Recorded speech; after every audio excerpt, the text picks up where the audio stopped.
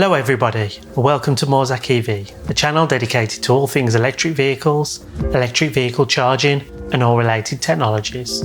So in this video, I wanted to talk about the Tesla wall charger. Now a lot of people think this wall charger is great. Some people think it's the best charger to use with a Tesla vehicle. What I wanted to do in this video was bust some of the myths, talk about the Tesla wall charger as plainly as possible, give you some of the pros and then some of the problems that we think are inherent in the wall charger.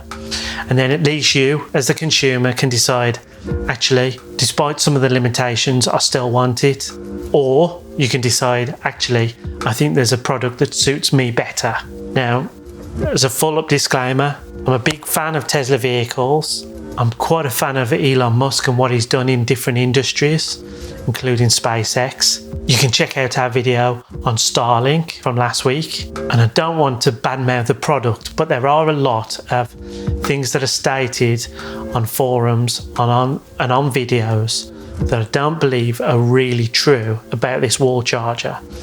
So I just want to give the information, give some of the facts, maybe give some of our opinions, and then you're aimed with as much information as possible so you can make the right decision for you.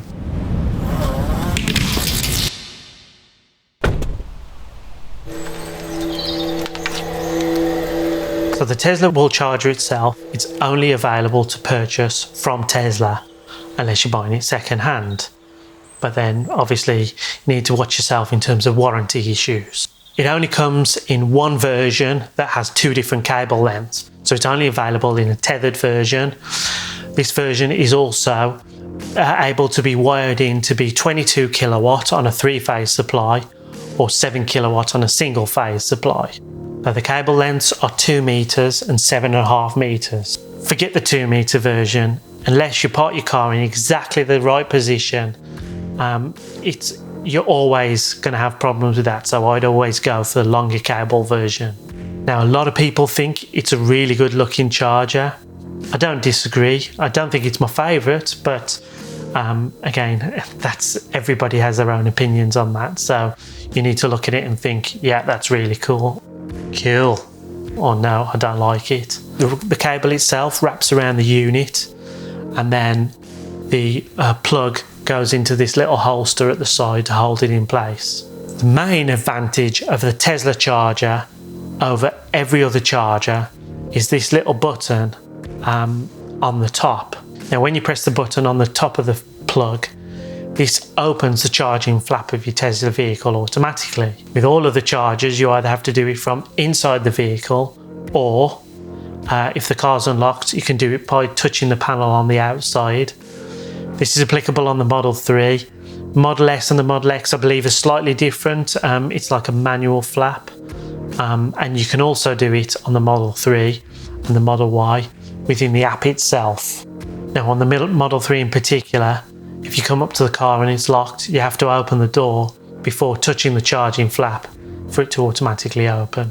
But with the Tesla charger, just push the button on the top, the flap opens up.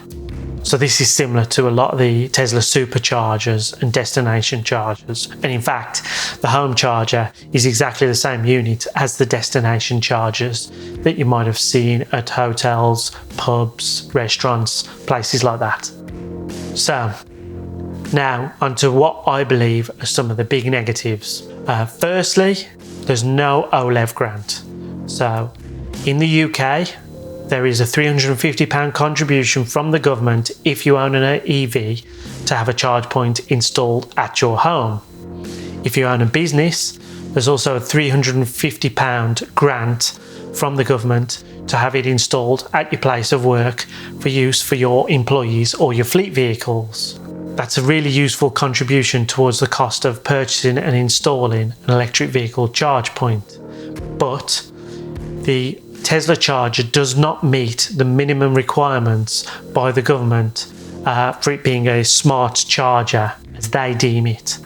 And this is that information is collected and sent back to OZEV. So it's not eligible. The Tesla charger Only does it not fall under the government's guidelines for being a smart charger, but it's not smart at all. And I'm not putting it down. This is just a simple fact. There's no connectivity for the charger to an app on a phone to send any data or any information, or to send or to collect any information from the charger to the app. All the chargers that we do, as a minimum, have some kind of output of data to an app to say how much energy you're using charging your vehicle and how much that will cost you. So this is to separate out the charging usage from your house electrics or your business electrics usage, because it all comes through the same meter at the end of the day. A lot of chargers also have some kind of smart connectivity and the ability to manipulate them in a smart way. That is, that there'll be some kind of smart charging schedule. Nearly all the charge points that we sell have this built in, and some go a step further than that. The Zappy is an example of that, where it collects data from your solar usage so that you can charge your vehicle using the power of the sun alone. And the OMI can sync to your vehicle's battery status using a sort of backdoor connection to your phone's app for your car, and it can also link to the smart energy tariff. So if you have a variable rate tariff, such as this agile tariff, it can sync with that and charge the vehicle when the tariff is at its cheapest, which can vary day to day. The Tesla charger cannot do this. You're reliant on using the car scheduling to schedule the charging for when it's cheapest, and there's no way to link to a solar connection. As far as safety goes, it doesn't meet some of the basic safety requirements for the UK.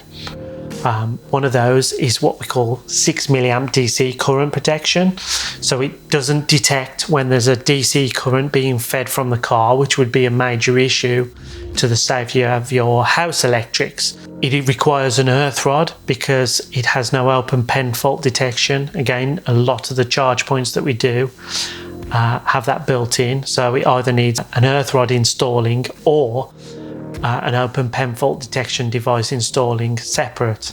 So because of those two things, when we're installing, we need to install what's called a Type B RCD or a Type B RCBO and an open pen fault detection device. This comes in a separate unit and adds to the cost of the install. So if you couple that with the fact that there's no OZEV grant, a lot of the time the install only cost is more expensive than most of the supply and install costs of other charge points if it's done properly. Now for me, the biggest whopper with the Tesla charge point. Every single one I have installed to date will not work with any other vehicle other than a Tesla. Every single one I have installed to date will not work with any other vehicle other than a Tesla. It communicates with the car and it knows from the signal that's sent back that it's a Tesla vehicle and will charge. I've tried this. Every single one I've installed does not work with any other vehicle.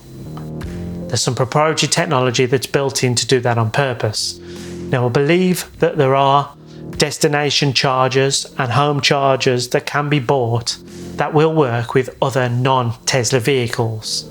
However, I've not come across one to date. So if that's something you want that future-proof built in, because you might buy a second car that's not a Tesla, or you might change your car for something that's not a Tesla in the future, you need to bear that in mind. If you're committed to being a Tesla owner for good, then that's probably not a problem. Otherwise, I would seriously consider making sure that either the Tesla charge point that you buy has the ability to work with other non-Tesla vehicles, or you consider some of the other options on the market. What other charge points are available? Well, we've got some videos on that. Check out the link in the description or hit the card above. There are a whole bunch of charge points. They all work with the Tesla because the Tesla has a normal standard charging socket that's compatible with home chargers and business chargers. So it doesn't have to be a Tesla connection. Make sure you review all the products that are available on the market. If the Tesla is what you really want, that's great, go for it. However, if that's not something that really interests you, I would seriously urge you to consider the other options and see if there's another charge point out on the market that you think looks better or that will work with your vehicle and your home energy tariff to give you a more effective, more cost-effective, more green solution. So check out our other videos on the different charge points available. If you like the video, give us a cheeky thumbs up on that like button. And if you subscribe and hit the bell icon, you'll get notifications of future videos. Liking and subscribing also really helps the channel, so thank you to everybody who's done it so far. Thank you particularly to all our subscribers. And in the meantime, thanks for watching.